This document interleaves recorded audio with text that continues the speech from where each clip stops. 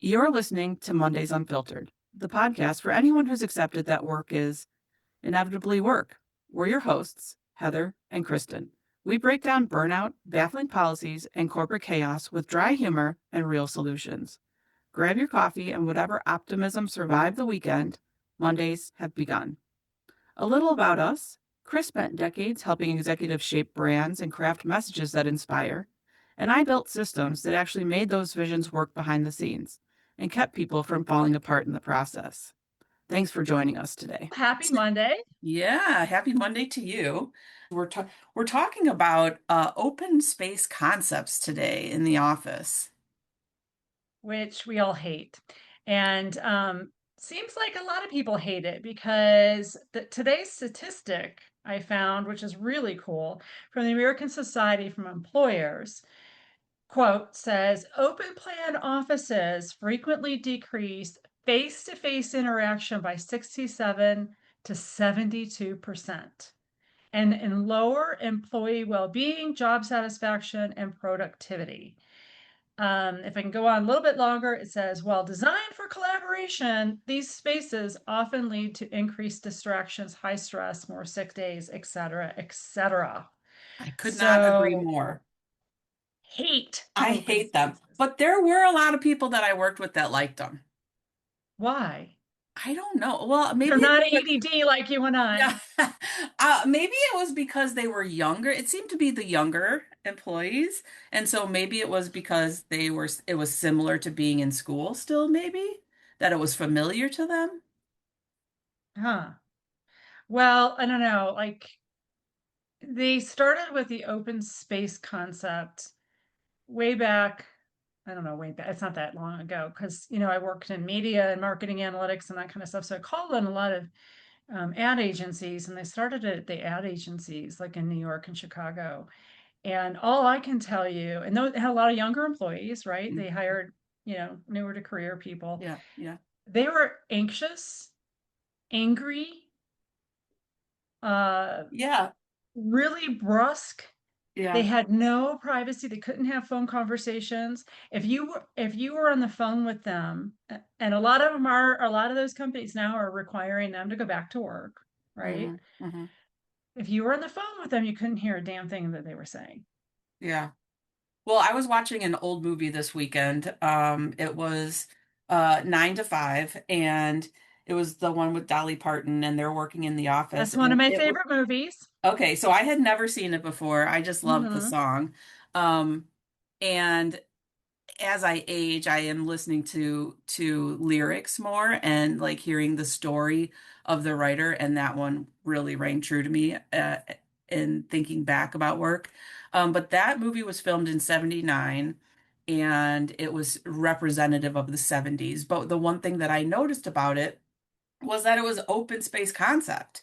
And I was like, ugh. As soon as I saw it, it was like all they had was this 4 foot desk in a wide open room, phones ringing, and this was in a noisier time because you had typewriters and Typewriters. typewriters and you Yeah, it had was before that phones. was before you and I both started working. I That, was yeah, still, yeah, I wasn't I even out of had school. desks in my experience. I've had desks that had typewriters in them, and actually it was fun for me, but you just had to make sure that you didn't make any mistakes.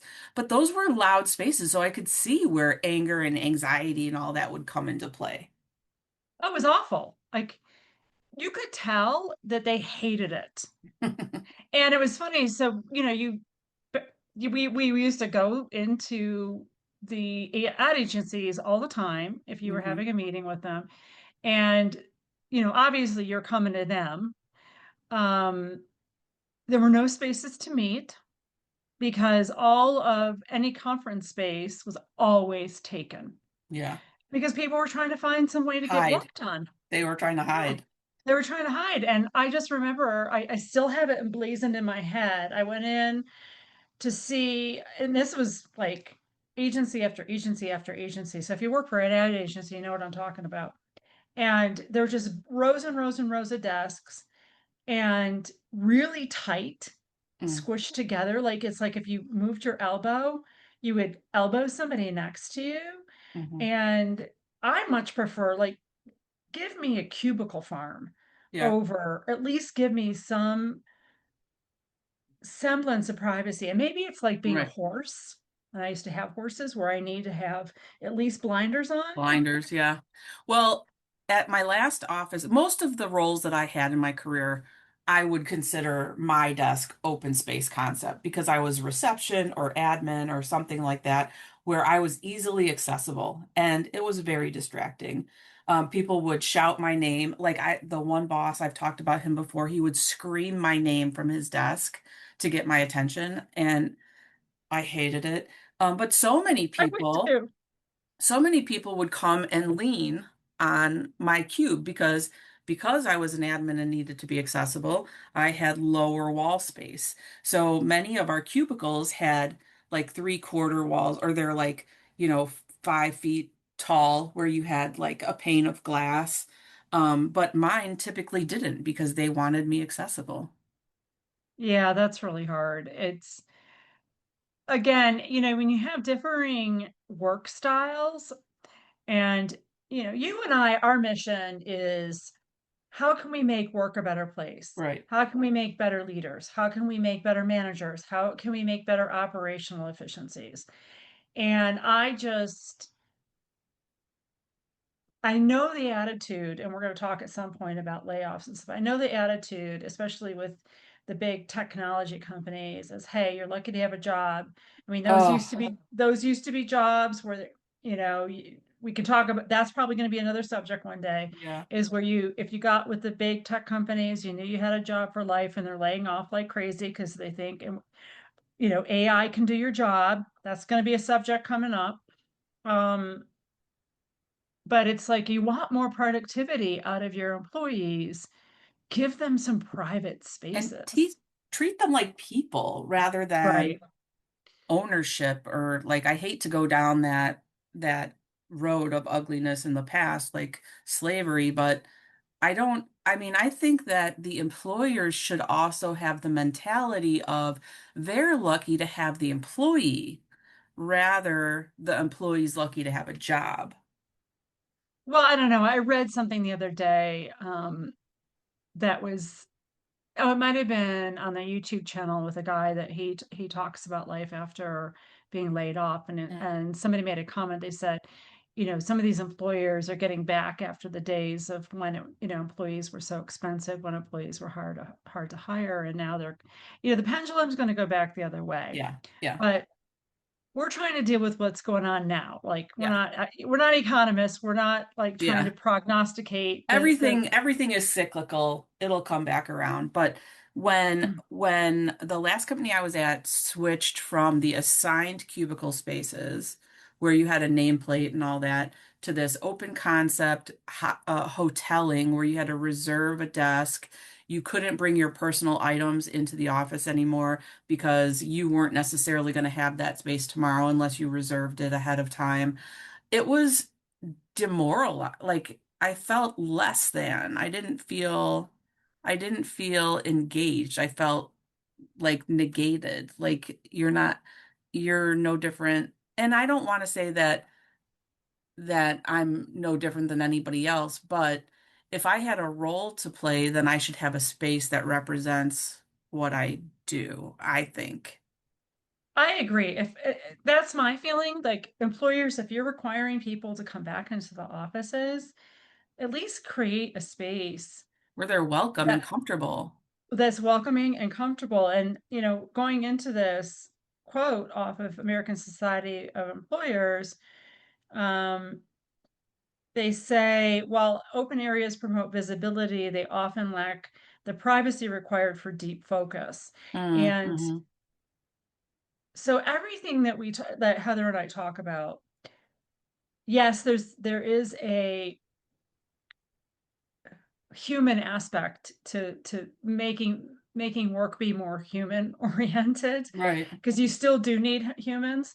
It's there's an end game too in terms of you're investing in your employees, provide a workspace for them so that they can focus more. I Yeah. think a lot of the things, when, during COVID and when people are working from home, is they did notice there was a productivity uptick because people were working longer hours and they could actually focus. You didn't have somebody coming by your desk. So it was Now, actually a twofer. You worked right. longer and you had better focus.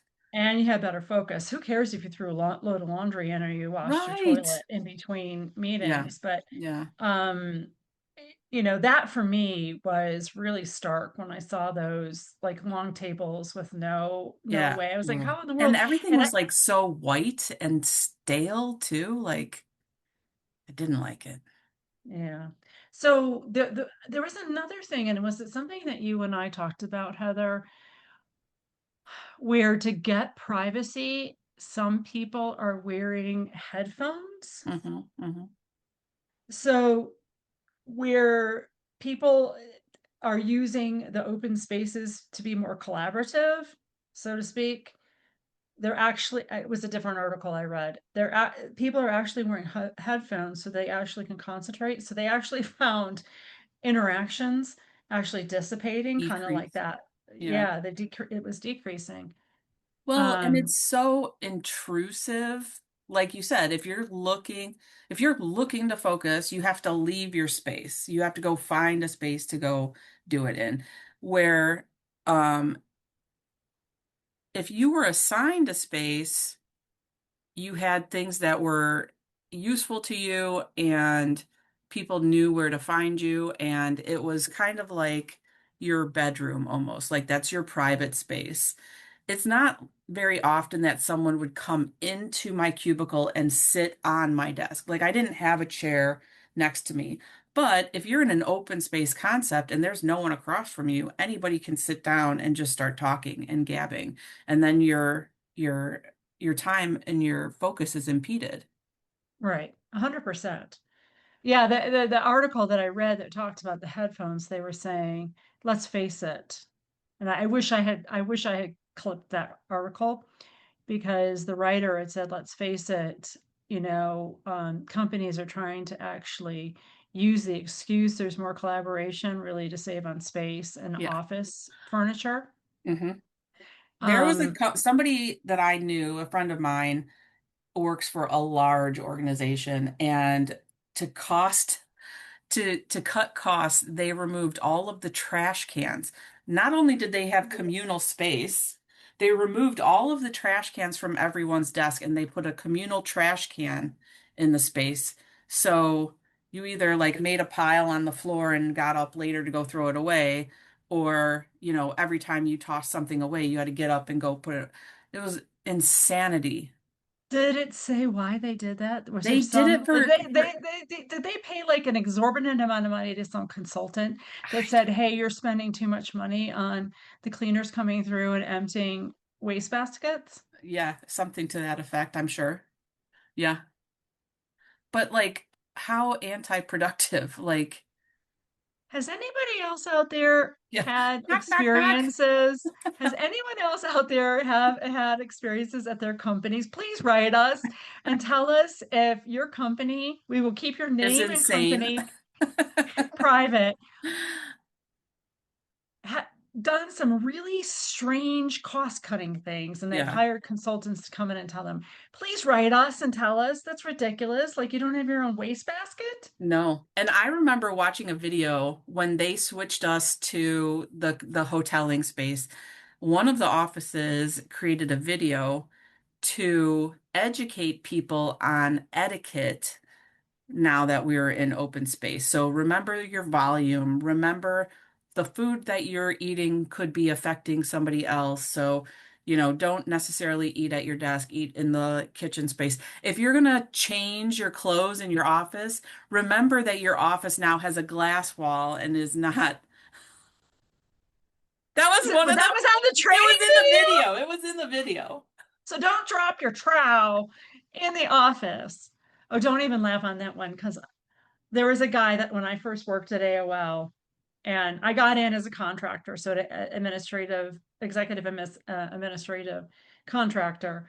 And so one of the first VPs I worked for, he didn't do anything. I don't know what he did. He did nothing. He didn't last long, but um, he had me send a um, delivery service about 30 miles away into another town to a tailor to pick up some pants. Oh, I remember this. That, Yeah. yeah.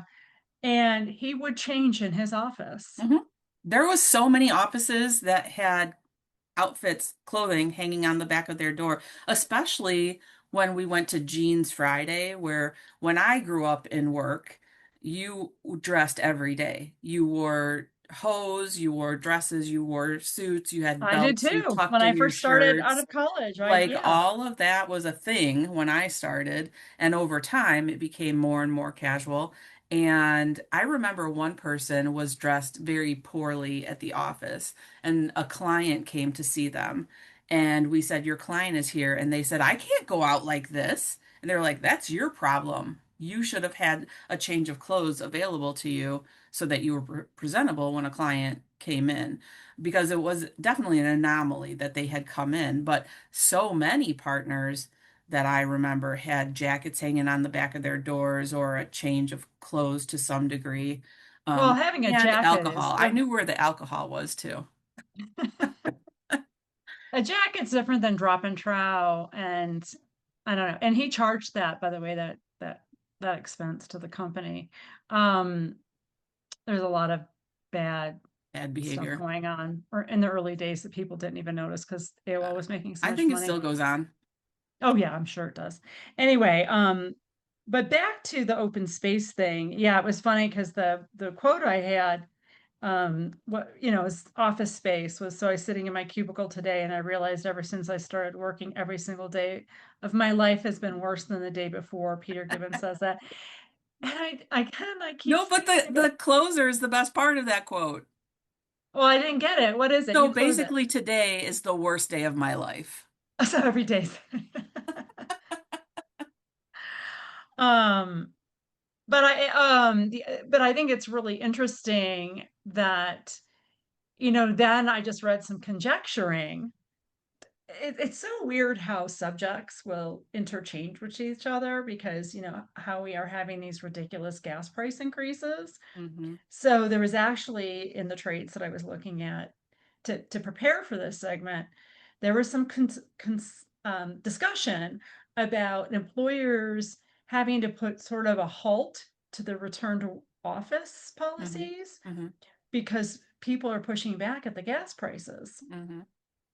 Well, and what also falls into that aspect is when, for instance, the company that I was at, when we switched from cubicles to multi-use space, they reduced the number of desks, not matching the number of employees.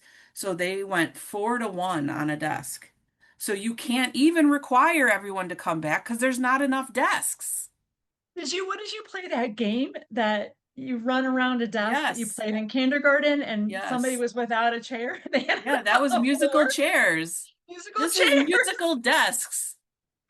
So what did they do if they needed to accommodate They can't people? require everyone to come back. They can't. There's not enough space. Okay, people, please share some more stories about this because it's definitely a subject that we have to talk about. The return to office thing is prevalent.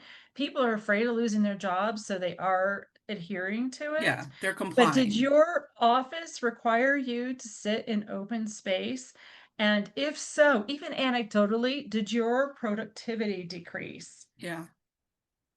Well, and the open space concept removes the personal aspect as well. And I think that plays in a lot too, because you bring your personality, you put a frame of your loved ones on your desk to remind you why you're here every day. You don't have those things when you're in these open space concepts. You might as well be, I don't know, working and hey, I'm not cutting anybody's job. Like if you work production somewhere, good for you, because I think everybody has a job that's worthy. No matter what you do, we all need people, and your work is respected and it's appreciated. So, but what I'm saying is you might as well put somebody on a production line, and that's just not the same thing when you're trying to produce a mental product. Yeah. And I mean, we had the issue, like I've been in sales a lot, or delivering like analytics or something to a client. That was proprietary information. Yes. There were And so many phone calls that I took publicly. You're talking about someone's experience. Those should be behind doors. And I'm wide open to anybody who can hear it. I don't know. You and I are both, we have our own consultancies now, and we have our own, private offices. Um, but if I were to go back to work, I wouldn't mind having an office. And in fact, I have a couple of clients that I'm talking to about doing some work in their office. And I like the collaboration aspect, but I do need my own private Yeah. area or a cube to work in while I'm there. Yeah. Otherwise, you're just not going to get the best work out of me. Agreed. Agreed. I didn't realize how much I needed quiet space until I started working remotely. I need it to function well. I do And too. yeah, and I would be in a bad mood. And going back to your opening statements, I would be in a bad mood knowing what I was about to encounter through the day. I would dread having the harsh lighting on. I would how many times can I have the same conversation about what I did this weekend? It's all stuff that I don't thrive on, that I love being remote now. If I were to go back to an office space, I would definitely need a space that I could have quiet time for myself. And as a result of those open space concepts over the past few years that I was still in the office, I often would reserve a space that had a door that I could close. Yeah. Well, I mean, I have somebody a former colleague that I work with that worked at a big tech company, and they had a hybrid situation. And I think the newer to career, there was a requirement that they came into the office, which you and I've talked about this before. Mhm, It's a good mhm, thing. Um, and she had a problem with one of the employees because they had I think they had a small cube set up, but but the lower, like you were describing. mhm, And this young employee had a hard time sitting in their chair, mhm, and they were wandering around and talking all the time. mhm, And they constantly had to be reminded to go sit down. mhm, And mhm. I think had that person had a cube with some privacy, at least, that wouldn't have been as enticing, because you can see your person, somebody that you want to go talk to, like right over, Yeah, the little lip or whatever that was, a little divider. Um, so I mean, that speaks to some other things about work thing. But anyways, we'd love to hear yeah. more, because if you're back in an office or have part-time office or hybrid, if you are the one If you're deciding, contemplating switching to open concept, consider all these scenarios. yeah. So, what was that, the National Society of Employers? So this is not even like the what is the employee association, Society of The Employees, whatever. EEOC. No.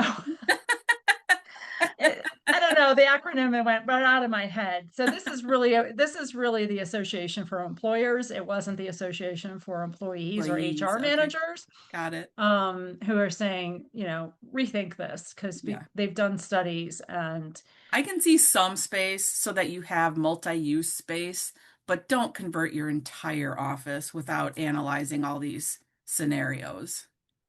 let people have some privacy, and you know give them some space to actually work in, so they're as focused as they were at home. Yeah, So anyways, that's our segment today. We're kind of feel impassioned about that yeah. subject. It's a hot button. Anyway, so please write us, give us your opinions, give us your experiences. We want to delve into this topic a little bit more. And if there's any insight for the reverse that we haven't considered, Yes, I'd be yes, intrigued to have that conversation as well. that's a good point. So it's not all about our opinion. It's So usually right, until though. exactly. Anyways, until next time, stay Stay unfiltered. unfiltered. That's it for this episode of Mondays Unfiltered. If something today made you laugh, think, cringe, or finally question the workplace norms you've been conditioned to accept, good. That's where change begins. If you enjoyed the conversation, hit subscribe, share the episode with someone who deserves a better Monday, and help us push the movement towards healthier, more human workplaces. And we want to hear your stories, the surprises, the successes, the dysfunction, the burnout, the breakthroughs. Just send them our way. Your experience might shape a future episode. And remember, we can do better, we can be better, and we don't have to tolerate BS just because it feels familiar. Until next week, stay curious, stay courageous, and stay unfiltered.